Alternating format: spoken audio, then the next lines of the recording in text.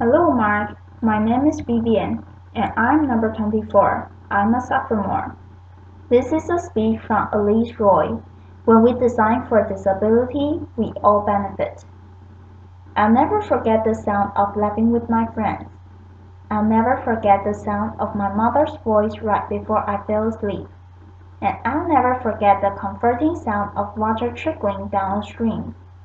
Imagine my fear, pure fear, when at the age of 10 I was told I was going to lose my hearing, and over the next 5 years it progressed until I was classified as profoundly deaf. But I believe that losing my hearing was one of the greatest gifts I've ever received. You see, I get to experience the world in a unique way. And I believe that this unique experiences that people with disabilities have is what's going to help us make and design a better world for everyone, both for people with and without disabilities. I used to be a disability rights lawyer, and I spent a lot of my time focused on enforcing the law, ensuring that accommodations were made. And then I had to quickly learn international policy, because I was asked to work on the UN Convention that protects people with disabilities. As a leader of the NGO there, I spent most of my energy trying to convince people about the capabilities of people with disabilities. But somewhere along the way, and after many career transitions that my parents weren't so happy about, laughter, I stumbled upon a solution that I believe may be an even more powerful tool to solve some of the world's greatest problems, disability or not. And that tool is called design thinking. Design thinking is a process for innovation and problem solving. There are 5 steps. The first is defining the problem and understanding its constraints. The second is observing people in real-life situations and emphasizing with them. Third, throwing out hundreds of ideas. The more the better, the wilder the better. Fourth, prototyping, gathering whatever you can find to mimic your solution, to test it and to refine it. And finally, implementation, ensuring that the solution you came up with is sustainable.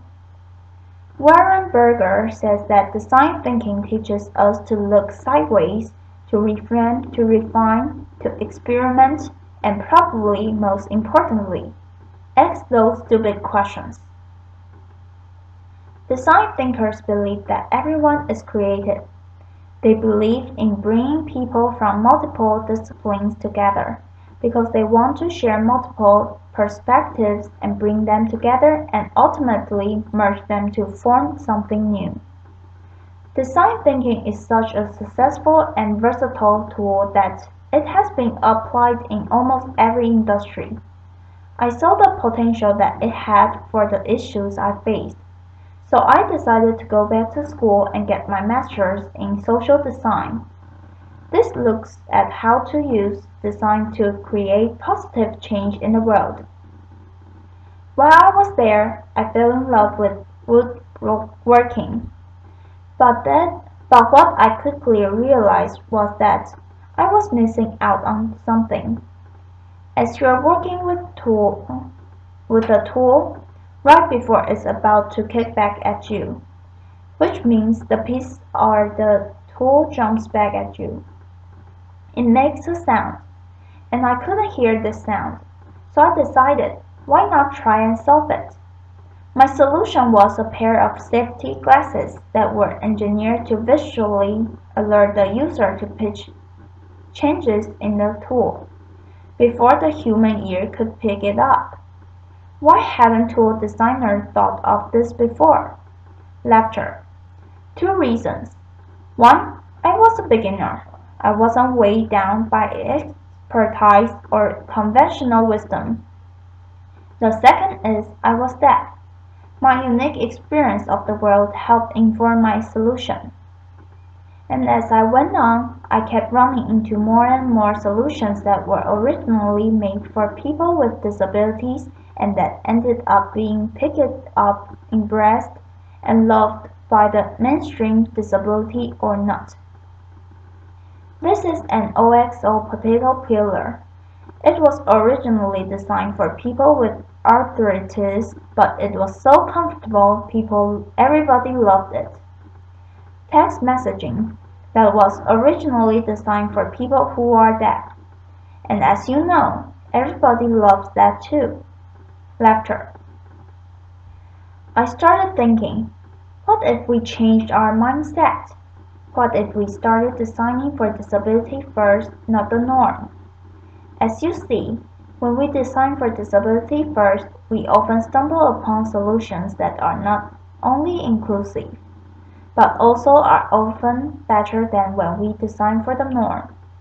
And this excites me, because this means that the energy it takes to accommodate someone with a disability can be leveraged, molded, and played with as a force for creativity and innovation. This moves us from the mindset of trying to change the hearts and the deficiency mindset of tolerance to becoming an alchemist, the type of magician that this world so desperately needs to solve some of its greatest problems. Now, I also believe that people with disabilities have great potential to be designers within this design thinking process. Without knowing it, from a very early age, I've been a design thinker, fine-tuning my skills. Design thinkers are, by nature, problem solvers. So imagine listening to a conversation and only understanding 50% of what is said. You can't ask them to repeat every single word. They will just get frustrated with you. So without even realizing it, my solution was to take the muffled sound I heard that was the beat and turn it into a rhythm and place it with the leaves I read. Years later, someone commented that my writing had a rhythm to it. Well, this is because I experienced conversations as rhythms. I also became really good at failing. Laughter. Quite literally. My first semester in Spanish, I got a D. But what I learned was that when I picked myself up and changed a few things around, eventually I succeed. Similarly, design thinking encourages people to fail and fail often, because eventually you will succeed. Very few great innovations in this world have come from someone succeeding on the first try. I also experienced this lesson in sports. I'll never forget my coach saying to my mom, if she just didn't have her hearing loss, she would be on the national team. But what my coach and what I didn't even know at the time was that my hearing loss actually helped me excel at sports. You see, when you lose your hearing, not only do you adapt your behavior, but you also adapt your physical senses. One example of this is that my visual attention span increased. Imagine a soccer player coming down the left flank. Imagine being goalkeeper like I was, and the ball is coming down the left flank. A person with normal hearing would have the visual perspective of this. I had the benefit of a spectrum this wide, so I picked up the players over here that were moving about and coming down the field, and I picked them up quicker so that if the ball was passed, I could reposition myself and be ready for that shot. So as you can see, I've been a design thinker for nearly all my life. My observation skills have been honed so that I pick up on things that others would never pick up on. My constant need to adapt has made me a greater ideator and problem solver.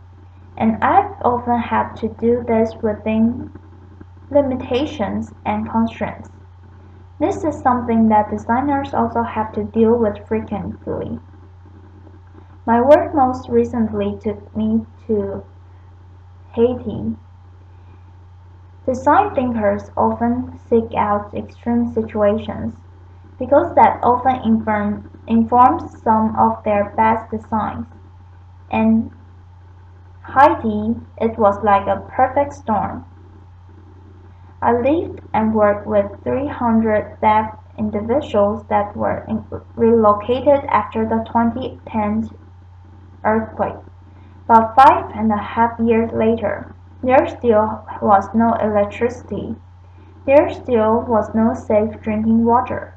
There were still no job opportunities. There was still rampant crime, and it went unpunished. International aid organizations came one by one, but they came with the predetermined solutions. They didn't come ready to observe and to adapt based on the community's needs. One organization gave them goats and chickens, but they didn't realize that there was so much hunger in that community that when the dead went to sleep at night and couldn't hear, people broke into their yards and their homes and stole these chickens and goats, and eventually they were all gone. Now, if that organization had taken the time to observe deaf people, to observe the community, they would have realized their problem and perhaps they would have come up with the solution. Something like a solar lighting up a secure pen to put them in at night to ensure their safety. You don't have to be a design thinker to insert the ideas I've shared with you today. You are creative. You are a designer. Everyone is. Let people like me help you. Let people with disabilities help you look sideways and in the process solve some of the greatest problems. That's it. Thank you. Applause.